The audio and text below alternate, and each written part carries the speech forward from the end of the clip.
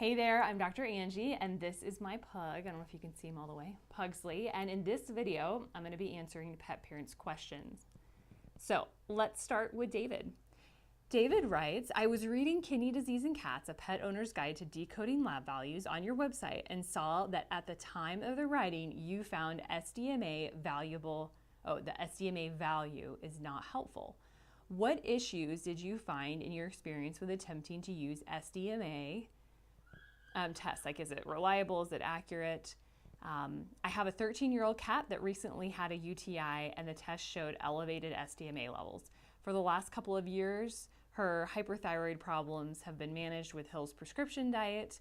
Her T4 levels were in normal range, and luckily both of my cats drink a fair amount of water.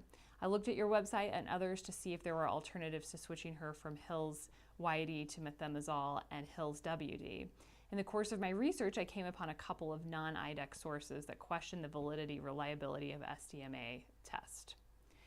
Yes, the SDMA test, and so for those of you who don't know what SDMA is, it's a new lab test by IDEX, and it basically tests for kidney disease, and we think it's supposed to be an earlier marker to detect disease earlier than our other lab values. Now, I have found it to be moderately helpful.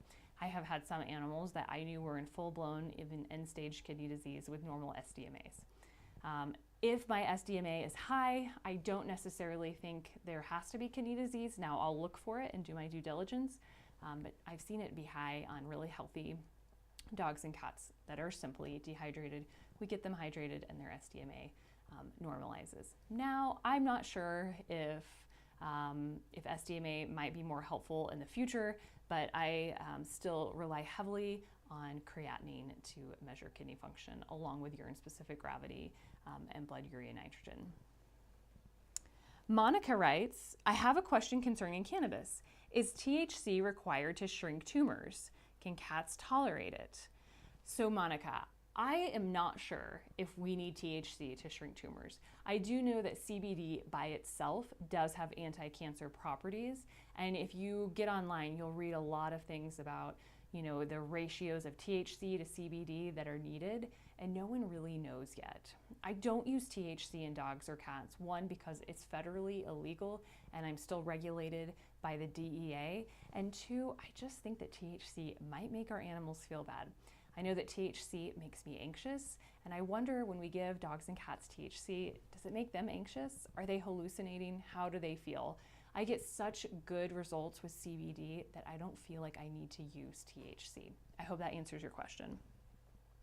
Janet writes, my cat recently became impacted with hair and poop. No, that's not good.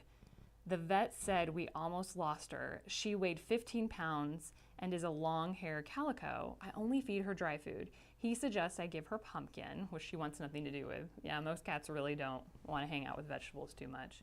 Any recommendations for supplements so this doesn't happen again? Also, we had her shaved. Thank you for your time. No problem. So my best recommendation is to switch her to a canned diet.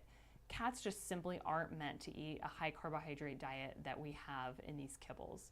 And most of the time, any digestive problems, unless they're secondary like kidney disease, can be fixed with just switching to a canned or a raw diet alone. So try that and let me know how it goes. Jen writes, I live in Des Moines, Iowa and found you on Facebook. My 2-year-old male cat was just in the ER for urinary obstruction. That's really scary. They put him on fluids and an IV and he was flushed out and now is urinating on his own. I have put him on a completely wet food. That's good. That's the first thing I would do too. And placed water bowls and fountains all over. Also a really good idea. Is there any other advice for this? Should I put him on a cranberry supplement? Is the Royal Canin food okay? That's what my vet is suggesting. I think the Royal Canin food's okay. I don't know that we have a lot of evidence to support that it's gonna stop him from reblocking, but at this point, we wanna do everything we can. If you decide to stick with the Royal Canin food, just make sure that you're using the wet food. Wet food alone is really important, or a raw diet.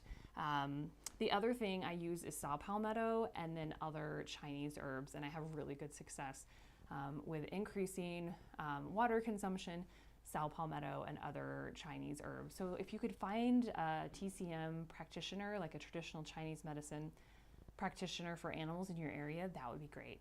Try ivas.org, IVAS.org. So if you have a question that you'd like me to answer, you can email me at Angie@boulderholisticvet.com, and I'll talk to you next week.